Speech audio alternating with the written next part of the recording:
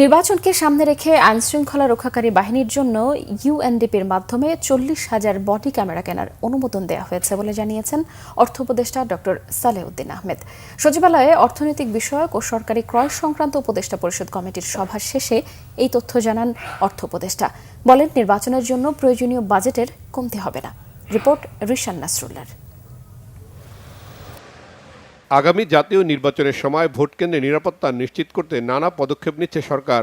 এর অংশ হিসেবে নির্বাচনের দায়িত্ব পালন করবে এমন পুলিশ সদস্যের জন্য 40,000 বডি ওয়্যার ক্যামেরা কেনার সিদ্ধান্ত নিয়েছে অন্তর্বর্তী সরকার।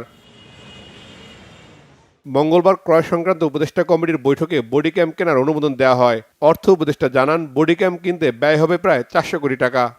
বডি ক্যামেরা দেওয়া হবে, এটা পুলিশদের জন্য লাগবে 40,000-এর অধিক, যা করে এস্টিমেট করছে ওটা আমরা অ্যাপ্রুভ করেছি এবং ওইটা ইমিডিয়েটলি আনতে হবে। কত টাকা খরচ? এটা এক টাকা অঙ্ক নাই বললাম, কারণ এটা আমরা প্রকিউর করব ইউএনডিপির মাধ্যমে। অতএব প্রায় 40,000, ওটা এরা হিসাব করে দেবে। থেকে এটা ইউএনডিপির মাধ্যমে এটা ক্রয় করতে। ইউএনডিপি হলো কি, যেমন আমরা ইপিআই টিকা ইঞ্জেকশন ইউনিসেফের মাধ্যমে আনাই, কারণ হয় কি টেন্ডার করে আনলে কোয়ালিটির ব্যাপার থাকে, তারপর আবার প্রাইসের ইস্যু আছে। ইউএনডিপি রেসপন্সিবল, ইউএনডিপি ওরা এনশিওর করবে গুড কোয়ালিটি ক্যামেরা এবং প্রাইস রেখে, তখন তো আর কন্ট্রোভার্সি থাকবে না, কারণ আমরা কারোর সাথে নেগোশিয়েটও করবো না, ওরা করবে।